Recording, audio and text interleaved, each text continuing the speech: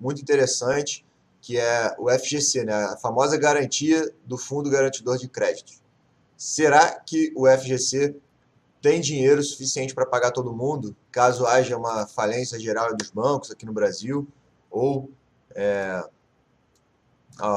alguma quebra de algum grande banco aqui, né? E como é que a gente vai descobrir isso aqui? Eu estava até falando com o pessoal aqui no chat que eu nunca tinha parado para estudar realmente o FGC. Eu já tinha lido o relatório do ano passado, mas muito assim por alto. E hoje eu realmente peguei para estudar, para eu poder trazer aqui para vocês essas informações. Mas tem muitas pessoas que ainda se preocupam com taxa, com rentabilidade, com preço, etc., que investem em bancos pequenos para conseguir uma taxa melhor, perdão, através de corretores. Então, o meu chat de hoje é para a gente discutir juntos e aprender realmente se o FGC pode garantir como as pessoas imaginam que ele possa garantir, né? Se ele realmente tem capital suficiente para isso. E posso dizer antecipadamente que o final é interessante, né? E eu acredito que muitos de vocês não vão ter ideia do resultado. Mas vamos lá, vamos começar. A introdução é a seguinte: a gente tem que ver o que é o FGC, né? Depois a gente vê o resto aqui. Primeiro, o que ele é, né? De vez em quando vai passar umas sirenes aqui, pessoal, por causa das Olimpíadas, então fica cheio dessas motinhas aqui do pessoal, dos policiais. Então, o que é o FGC? Fundo Garantidor de Crédito é uma entidade privada constituída sob a forma de associação civil sem fins lucrativos. Então, o FGC não visa lucro. Ele é integrante da Rede de Proteção do Sistema Financeiro Nacional. Ele foi criado, para quem não sabe, em agosto de 1995, então ele já tem 21 anos. E a sede até 2015 era em Brasília, só que eles já estão de mudança para São Paulo. Então é mais um dado interessante para a gente saber do FGC. Qual é a missão do FGC afinal, né? A principal missão da FGC é proteger os depositantes e investidores no âmbito do sistema financeiro até os limites estabelecidos pela regulamentação. Traduzindo, é proteger os investidores caso tenha algum problema no sistema financeiro, né? Dentro do limite lá de R$250 mil hoje, como a maioria já sabe.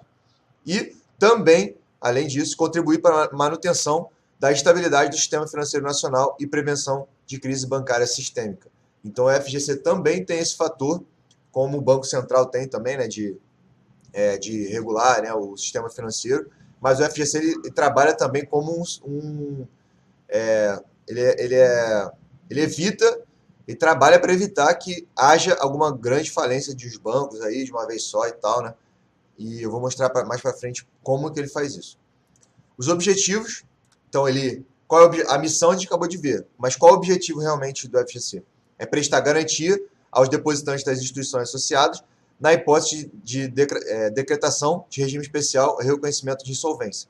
Então, traduzindo, caso alguma instituição financeira, um banco, vá à falência, o FGC é o responsável por devolver o dinheiro para as pessoas que investiram nesse banco, caso esse banco seja uma instituição associada ao FGC. Nem todas são. E contratar também operações de assistência ou suporte financeiro, incluindo operações de liquidez com as instituições associadas. Então, o exemplo mais recente foi do BTG, não sei se vocês estão conseguindo ver aí, foi em dezembro, aqui, 4 de dezembro de 2015, saiu aqui no G1. BTG pede assistência de 6 bilhões de reais ao Fundo Garantidor de Crédito. Então o FGC emprestou para o BTG, na época que deu aquele problema lá com o André Esteves e tal, né? Uma determinada quantia e que o BTG prometeu devolver um tempo depois. Só para, pelo menos, ele sobreviver a esse período de turbulência que ele teve. Então o FGC ele trabalha tanto para devolver o dinheiro das pessoas, como se fosse um banco dos bancos também. Então para isso que ele serve, mais um dado interessante para a gente saber. As garantias, ele oferece 2 tipos de garantia que você tem que saber, que é a especial, tá? O que é a especial? É a que rege em cima do depósito a prazo com garantia especial, que é o DPGE. Então, o que é o DPGE? Ele é um título de renda fixa representativo de depósito a prazo criado para auxiliar instituições financeiras de pequeno porte e médio a capturar recursos. Assim, confere ao seu detentor o direito de crédito contra o emissor. Tá? Eu tirei isso aqui do site da CETIP. Então, ele nada mais é do que um título de renda fixa, como um CDB qualquer, só que para quantias maiores. E ele ajuda esses bancos pequenos e médios que estão começando a captar recursos para poder emprestar para as pessoas e assim crescer o patrimônio, tá? Então, nada mais é do que um título de renda fixa como qualquer outro. Os valores, ele é até 20 milhões, tá? Então, ele protege o DPGE até valores de 20 milhões, ele é diferente daquela garantia de 250 mil. E o prazo de pagamento dessa garantia especial é até 3 dias úteis da data de decretação do regime especial, tá? Então, assim que o banco lá, o Banco Central intervém, né, e até que seja definida essa data de decretação do regime especial, o FGC tem até 3 dias úteis para pagar, né? Depois de ter sido entregue a documentação e tal, o FGC tem até 3 dias úteis para devolver até 20 milhões para quem investe em DPGE. Mas nós, meros mortais, né, a maioria dos investidores está atrelado a produtos com a garantia ordinária, que é o segundo tipo de garantia do FGC, que é, desculpa, não sei se vocês estavam vendo bem aqui, agora vai ficar melhor para ver, que é o que realmente protege depósitos à vista ou sacáveis mediante aviso prévio, depósitos de poupança, caderneta de poupança, depósitos a prazo com ou sem emissão de certificado, depósitos mantidos em conta não movimentáveis por cheque, destinados ao registro e controle de fluxo de recursos referentes à prestação de serviços, pagamento de salários, vencimentos, aposentadorias, pensões e etc. Letras de câmbio, famosa LC, letras imobiliárias, letras hipotecárias, letras de crédito imobiliário, famosa LCI, letras de crédito do agronegócio LCA e operações compromissadas que têm como objeto títulos emitidos após 8 de março de 2012 por empresa ligada lá ao FGC, tá? Então, são basicamente esses tipos de investimento que o FGC garante. LCI, LCA, poupança, letra de câmbio, LC, né? E esses depósitos aí, além de operações compromissadas. É basicamente isso que o FGC garante, tá? E para esses produtos que eu acabei de falar, qual o valor que ele garante? Então, só para fins de curiosidade, para aumentar aqui o valor do nosso chat hoje, de novembro de 95 até agosto de 2006, era 20 mil reais a garantia do FGC. Depois de setembro de 2006 até novembro de 2010, aumentou para 60 mil. De dezembro de 2010 até abril de 2013, aumentou para 70 mil. E de maio de 2013 até agosto de 2016, aumentou para 250 mil, que até hoje, eu não sei quando você vai estar vendo esse chat, mas na data de hoje, agosto de 2016, é 250 mil reais, tá? Então, e o prazo para pagamento é aqui que importa, né? Aqui que entra o FGC. Então, lembrando aqui que produtos como CDBs, né? Não sei se alguém conseguir entender aqui, CDBs também são protegidos pelo FGC, tá? Então, apesar de não estar escrito aqui, ele se encaixa também em depósito a prazo e tal, né? Depósito à vista, ok? E o FGC, na garantia ordinária, que inclui CDBs, LCIs, que é o que a maioria investe, né? Não tem prazo previsto para o seu pagamento. Entretanto, o FGC adota o prazo para pagamento da garantia especial, que é de 3 dias úteis, como meta para execução do processo. Mas não é garantido que você vá receber em 3 dias úteis. Então, caso o banco que você invista vá à falência, o FGC não garante um prazo para você receber o seu dinheiro de volta, ok? Ele falou que ele garante que ele vai tentar cumprir até 3 dias úteis, mas não é certo. Então, é isso que você tem que ficar atento. Então, a gente já ouviu pessoas aqui falando de casos que já demoraram mais de 6 meses para o FGC pagar. Por quê? Porque depois que o Banco Central intervém no banco, o banco tem que ir lá entregar documentos e tal, e etc. E a partir dessa entrega de documentação que o FGC começa o processo lá de pagamento das pessoas que investiam no banco, dos clientes. Mas se o banco enrolar com essa documentação, etc., pode ser que o FGC demore também. Então, não é certo de você receber o seu dinheiro de volta num curto prazo. Pode demorar meses. Não conheço história de anos, mas a gente tem que sempre se balizar pelo pior cenário, né? Que é demorar muito para você receber o dinheiro de volta. Por isso que você tem que diversificar. Então, as instituições associadas. Quem são essas instituições? Então, a associação FGC é simples e é a condição para a obtenção de autorização de funcionamento de qualquer instituição financeira no Brasil. Existe apenas a apresentação de solicitação formal de documentos constitutivos do interessado. Então, caso alguém abra uma instituição financeira no Brasil, ele vai... a regulação aqui do Brasil, ela obriga, basicamente você tem que, né, funcionamento para você ter autorização, né, você tem que, você pode se associar ao FGC. Não é obrigatório, mas, né, aqui ó, tá falando a condição, a associação é simples e é condição para obtenção de autorização de funcionamento de qualquer instituição financeira. Então, pelo que eu entendi, é condição, caso você queira abrir uma instituição financeira, é condição você se associar ao FGC. Então, podemos dizer aqui que todas as instituições financeiras, caso você invista no CDB, LCI, LCA desses bancos, você tem a garantia do FGC, tá? Então, quem são essas instituições associadas? Basicamente, Caixa Econômica Federal, bancos múltiplos comerciais de investimentos, desenvolvimento, sociedades de crédito, financiamento e investimento, sociedades de crédito imobiliário, companhias hipotecárias e associações de poupança e empréstimo, tá? Então, basicamente isso você tem que saber. E instituições associadas em dezembro de 2015, no relatório de 2015, eram 184, só a fins de curiosidade, tá? Então, basicamente isso você tem que saber. E essa pergunta aqui é muito interessante. Da onde vem o dinheiro do FGC? Tá? As fontes, as principais fontes, que são contribuições ordinárias especiais das instituições associadas, o que fazem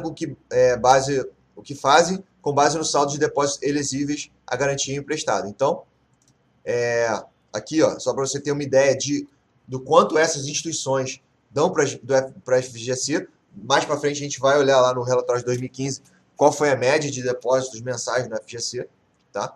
Mas, basicamente, você tem que entender o seguinte, ó. O Conselho Monetário Nacional autorizou o Conselho de Administração do FGC a fixar a contribuição mensal ordinária em 0,0125%, a contribuição especial em 0,0833 ao mês das instituições associadas que optarem por captar DPGE, e a contribuição de 0,02497% ao mês para as instituições que optarem pelo DPGE com garantia de alienação fiduciária de recebíveis.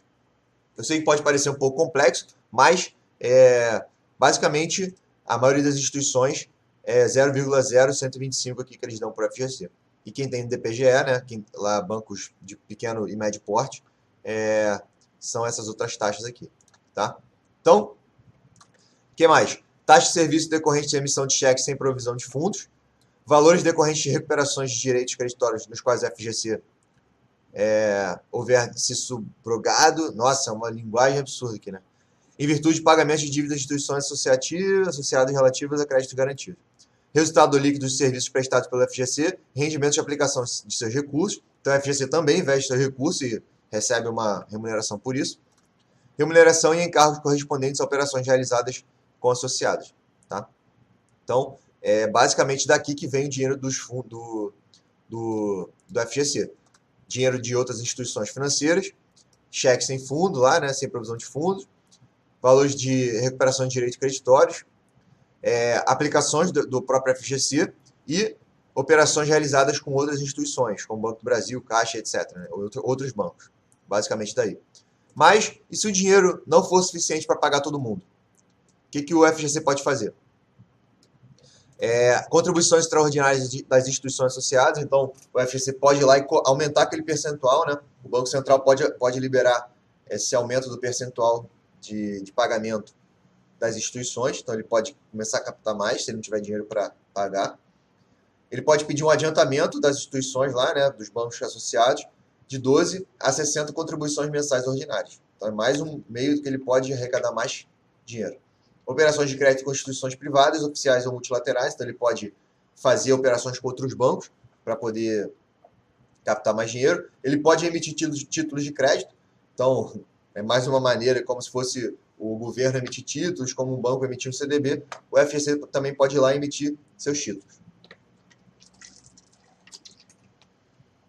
E outras fontes de recursos por proposta da administração do FGC e mediante prévia autorização do Banco Central. Então, caso, mesmo com essas medidas, não tenha dinheiro suficiente, o Banco Central pode intervir lá e o FGC pode tentar arrumar outro meio do FGC ter dinheiro para pagar a todos, tá?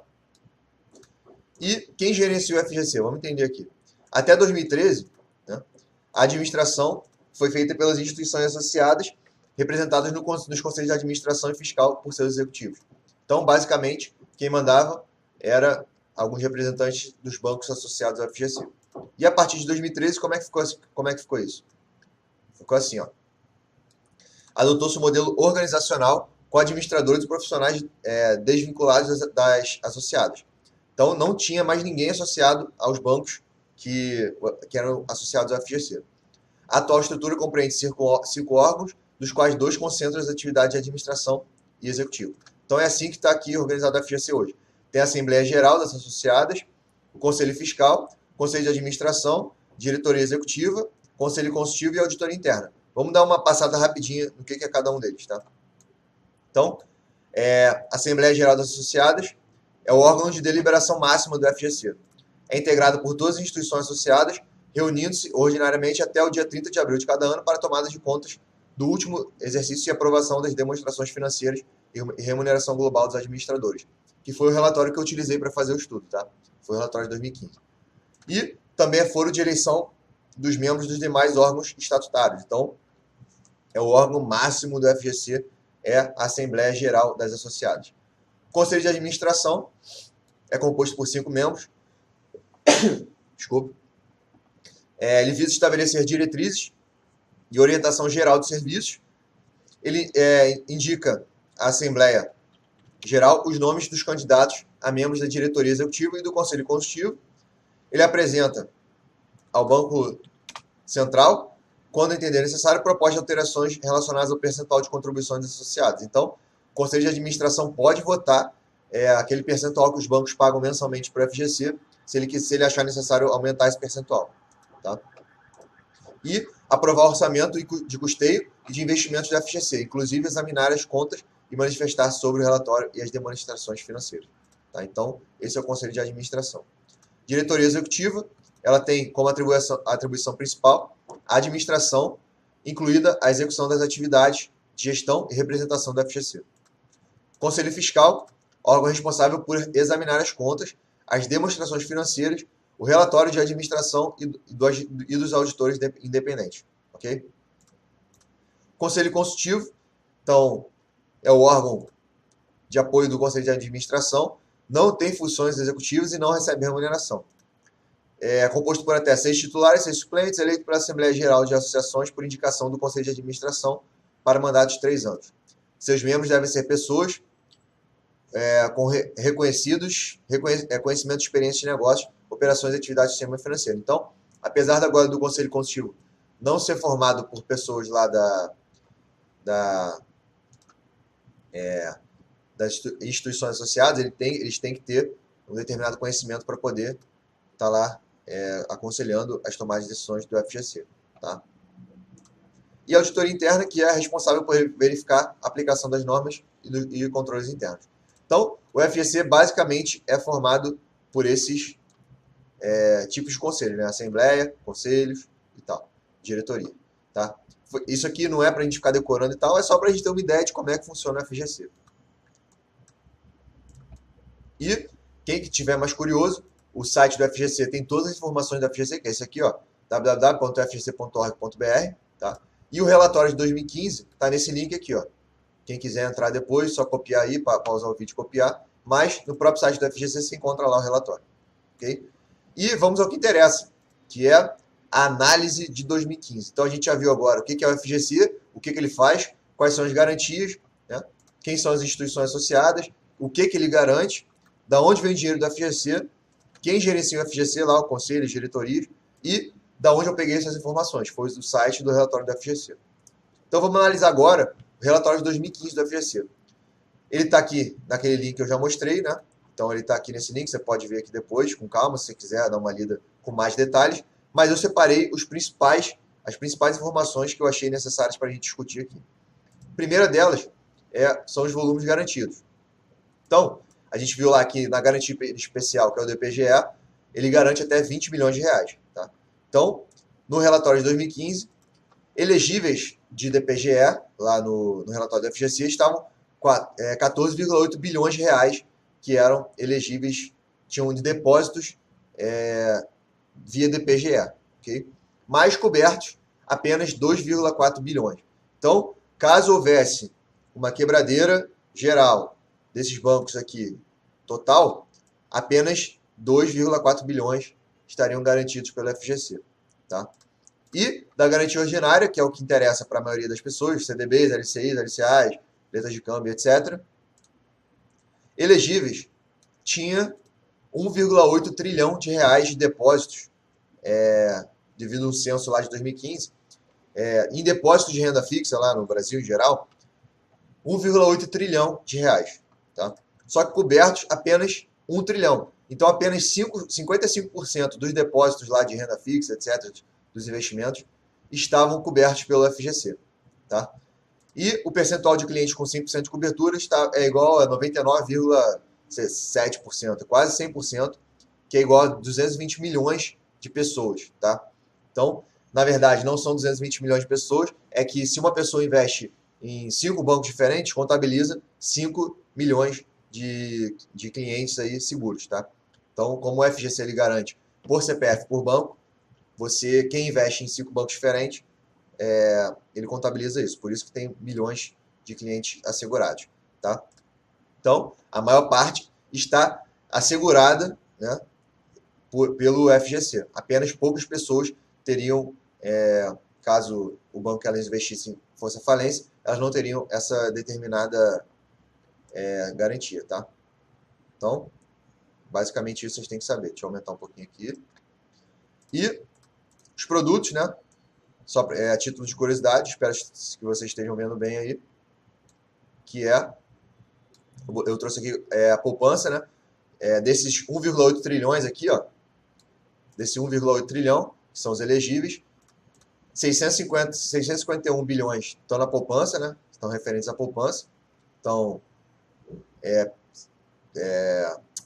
35% desse total aqui, né? Depósito a prazo, que são lá CDBs, etc., né? 533 bilhões, depósito à vista, 163 bilhões, letras de crédito LCI, 204 bilhões, LCA, 191 bilhões, operações compromissadas, 73 bilhões, DPGE, 14, né? Foi o que eu mostrei, letras de câmbio, LC, 5 bilhões, 5,2, depósitos não movimentados por cheque, 4 bilhões, letras hipotecárias, 1 bilhão. Letras imobiliárias e depósitos de investimentos, 0.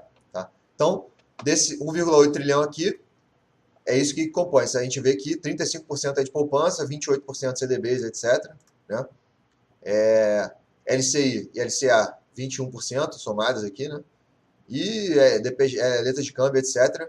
Basicamente, quase nada, né? Em relação ao total. Então, basicamente, a título de curiosidade, para vocês saberem que de todos esses elegíveis aqui, estão cobertos basicamente 1 trilhão de reais, tá? Que é 55%. Mas o que eu acabei de falar, que pode acabar confundindo vocês, que foi o que me confundiu quando eu parei para estudar, é que não quer dizer que, caso 1 trilhão, não quer dizer que o FGC tem 1 trilhão de reais para pagar esses depósitos. Quer dizer que hoje, na teoria, caso houvesse uma quebra desses bancos, no meio desse 1 trilhão, o FGC poderia arcar com esse prejuízo, tá? Mas não quer dizer que ele vai pagar esse 1 trilhão. Vamos ver quanto que ele realmente pode pagar. E esse é o objetivo de hoje aqui. Então, a garantia paga, né? As garantias pagas do total, não sei se vai ficar bom aqui para a gente ver. Deixa eu dar uma diminuída aqui. Tentar caber aqui no vídeo. Essa foto aqui é um pouco grande, peraí. Tá, acho que agora tá dando para ver aí, né? Vou botar mais para cá. Então, eu trouxe do total de garantias pagas, né? Desde a criação da FGC, a gente vê aqui, ó, que foram em torno de 1,2 bilhões de reais pagos desde 1995, né? Então, a gente vê aqui, ó, teve uma quebra três quebras em 96, 1, 2, 3, 4, 5 quebras em 97, 98, 3 quebras, 99, 3 quebras, 2000, uma quebra, 2001, 3 quebras, 4, né? 2003, uma, 2004, uma. Aí a gente passou por aquele período lá que todo mundo ganhava dinheiro, né? 2003 a 2010, né? E depois começou a piorar, né, os fundamentos. Que aí 2011 teve 2 quebras, 2012 uma, 2013 3 e e 2015 uma, que foi esse BRJ aqui. Então, de garantia, isso aqui foi de garantia ordinária, né? E garantia especial do IPGE, teve aqui, ó, 2011 duas, 2012 uma, desculpa, duas, não, três, né? Teve uma quebra em 2012 feia aqui, né? Cruzeiro do Sul, Próspero e BVA, e o Banco Rural em 2013, tá? Então, o DPGE, você tem esse risco de você dar o seu dinheiro para um banco pequeno, ele acabar quebrando aqui, né? Mas, apesar de tudo, o FGC garante até 20 milhões. Então, a gente viu aqui que desde 21 anos, né, desde a criação do FGC, apenas foram utilizados 5,8, menos de 6 bilhões de reais foram utilizados como garantia em 21 anos. Né? Então, eu sei que a gente exagera um pouco falando que o FGC pode não pagar e tal, etc. Mas a gente está analisando pelo melhor cenário, que foi o cenário dos últimos 21 anos, que não tiveram quase quebras aqui, tiveram muitos recursos a serem recompensados. Né? A gente vê aqui que em 2015, por exemplo, o FGC só pagou 120 milhões de garantias aqui, né? De 120 milhões de reais para as pessoas aqui. Né? E é bem pouco em relação ao patrimônio dele atualmente, mas a gente tem que sempre trabalhar com o pior cenário. Né? E isso aqui foi para a gente ter uma ideia da história do FGC, o quanto que ele pagou. E como é que foram as receitas do FGC em 2015? Né? Então, a receita média mensal do FGC, a gente vê aqui, ó, desde 2011, de contribuição dos bancos, aquele percentual que eu mostrei lá no início, foi 234 milhões. Tá? E depois, aqui, de receita financeira, aqui, ó, 491 milhões. Então, foi dos investimentos lá que o FGC fez, das operações dele lá. E a receita total de 2015, a média mensal, foi a soma disso aqui, que a gente vai ver mais embaixo. Tá? Isso aqui foram dos outros anos, mas não convém. Então, o FGC, na média mensal, teve uma receita de 726 milhões de reais por mês. Entrou no bolso do FGC em 2015. Aproximadamente 726 milhões de reais. Tá? De despesa, aproximadamente 3,8 milhões de reais. Tá? Então, basicamente isso você tem que saber. Então, vamos ao que interessa, que é o balanço patrimonial do FGC. Qual o patrimônio do FGC? Será que ele realmente tem dinheiro para pagar todo mundo? Vamos ver. Então, vamos fazer uma análise rápida aqui do ativo aqui do FGC, né? Ativo e ativo circulante, tá? Que é o seguinte. O ativo circulante do FGC está em torno de 26 bilhões, né? E o ativo não circulante, 22 bilhões, tá? Então, imobilizado intangível aqui em torno de 860 milhões e quase 2 bilhões em intangível. No total de 48,8 bilhões de reais, pessoal. Então, o patrimônio total, o ativo total do FGC em 2015 é 48,8 bilhões de reais. Tá? Então, esse é todo o dinheiro do FGC. Se o FGC pagar todas as suas contas, o que sobra são 48,8 bilhões de reais. Eu não coloquei os passivos aqui, o passivo circulante e o não circulante, mas em torno de 500 milhões de reais. Então, basicamente não vai influenciar tanto nesse número aqui, tá? Porque o FGC realmente não tem dívida, por exemplo, né? Dívidas. Ele basicamente tem muito pouca coisa. Então, em torno de 500 milhões de reais, não vai influenciar muito isso aqui. Vai para 48,3 milhões de reais. Então, basicamente a mesma coisa. Tá? Então, eu separei alguns dados interessantes para a gente ver que são aplicações financeiras. Né? Que é isso aqui, ó. Aplicações financeiras. E desses 26 bilhões, que é o ativo circulante, que é o dinheiro que o FGC tem mais para curto prazo, tá? A maior parte aqui, ó, 98% está em aplicações financeiras e títulos e valores imobiliários. Então, dos 26 bilhões, 25 está aqui em aplicações financeiras. Tá? E do total aqui, né, somado, ativo circulante e ativo não circulante, 85%, né, 25 mais 15 aqui, ó, tá em torno de 41 bilhões, tá em aplicações financeiras. Então, 85% do ativo total do FGC, do patrimônio total do FGC, do dinheiro do FGC, está em aplicações financeiras e títulos e valores imobiliários. Tá? O resto está aqui, ó, em contribuições a receber, outros títulos e em derivativos, mas muito pouca coisa. O grosso mesmo está em aplicações financeiras e títulos e valores imobiliários. Então, O FGC, vamos lá, essa é a parte que eu queria chegar. O FGC tem dinheiro para cobrir menos de 5% do total de depósitos. Então, daqueles 1 trilhão lá que ele garante, que é elegível, que ele garante, ele só tem dinheiro, né, só tem 48,8 bilhões de reais para pagar. Então, se todos aqueles ativos lá forem à falência ao mesmo tempo, né, se todos os bancos, se houver uma quebradeira geral dos bancos aqui, como houve lá nos Estados Unidos em 2008, o FGC não vai ter dinheiro para pagar todo mundo. Ah, Eduardo, mas qual a probabilidade disso acontecer? Realmente, a probabilidade disso acontecer é muito pequena. A gente não pode ser aqui também alucinado de dizer que vai haver uma quebradeira geral. Ah, meu Deus do céu, meu Deus. Não, calma, não é bem assim. Conforme a gente viu na história, nos últimos 21 anos, é óbvio que o FGC teve caixa para pagar todo mundo, nunca teve esse problema e tal, mas com certeza ele demorou bastante tempo para pagar algumas dessas garantias, tá? Provavelmente por causa do banco que não entregou a documentação necessária. Mas o que você tem que entender é o seguinte: como a gente fala, tem muitas pessoas que acham que o FGC vai ter dinheiro para pagar todo mundo, independente do que seja e tal. Não. Se houver uma crise grave, como houve nos Estados Unidos, aqui no Brasil, e chegar a atingir grandes bancos como Itaú, Bradesco, Banco do Brasil e Caixa, cara, se prepara, porque dificilmente você vai ver o seu dinheiro de volta. Qual a probabilidade do Banco do Brasil ir à falência? Cara, muito pequena, é óbvio. Eu não sou idiota, pô. Ninguém aqui é burro, né? Qual a probabilidade da Caixa Econômica ir à falência? Porra, é infinitamente pequena, né? Banco do Brasil, Itaú e Bradesco é a mesma coisa. Ninguém aqui é, porra, alucinado, né? Ninguém aqui tá viajando na maionese. Mas quando a gente fala de mercado financeiro, tudo é possível. E a gente tem que analisar sempre pelo pior cenário e não pelo melhor cenário. Qual é o pior cenário? É desses bancos serem influenciados por alguma crise grande aí que vem acontecendo no Brasil. Tá? É óbvio que isso é difícil de acontecer, mas esse é o pior cenário. Então, quando você coloca seu dinheiro no CDBzinho de banco pequeno e acha que vai ter certeza que você vai ter esse dinheiro de volta, não é bem assim. Tá? Porque o FGC não tem dinheiro para pagar todo mundo se um volume maior de 50 bilhões de reais forem à falência ao mesmo tempo. Tá? É óbvio que a maior parte desses recursos, desse 1 trilhão aqui que eu mostrei, né, lá anteriormente, desse 1 trilhão que ele garante, está nos grandes bancos. Banco do Brasil, Caixa, Bradesco e Itaú.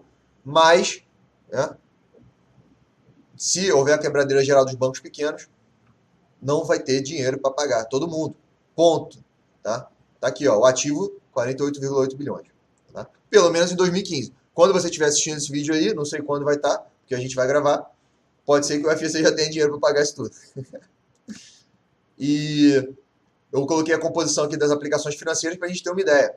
Para você ver aonde estão essas aplicações financeiras. E é aqui que entra a parte interessante. Ó.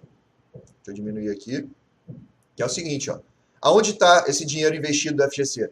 Aqueles 85% do ativo total está investindo em aplicações financeiras. Tá, que aplicações financeiras? Ó, daqueles 41 bilhões somados, né, que é de aplicações financeiras, 22,6 está em operações compromissadas, sendo que desses 22, 10 são com o Banco do Brasil e 12 são com a Caixa Econômica Federal. Tá? O resto está com o Itaú e Bradesco. Então, praticamente aqui, ó, vou analisar os dados, né? Ó, 22 dos 41 bilhões, ou seja, 54% estão atrelados a operações compromissadas com BB e Caixa e lastreados em títulos públicos. Então, é isso que vocês têm que ver, ó. Né? BB, Caixa, Itaú e Bradesco, né? Que são essas operações compromissadas? Grande parte delas são lastreadas na LFT, títulos públicos lá, né? Então, é isso que você tem que saber. Desses 41, voltando para cá, né?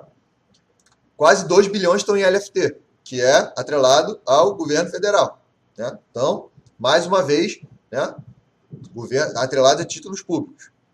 CDBs, olha que interessante. Quase mais de 5 bilhões do dinheiro da FGC lá está em certificados de depósito bancário. Então, 5 bilhões dos 41 bilhões está em CDBs. Ou seja, se esses bancos quebrarem, quem vai pagar o FGC? É o famoso joinha, né?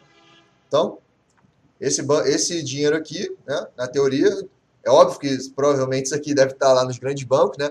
O FGC não é burro, mas sei lá, né? Sei lá. Ações aqui muito pouco, né? E cotas de fundos de investimentos, tá? Que tem quase 6 bilhões de reais da FGC.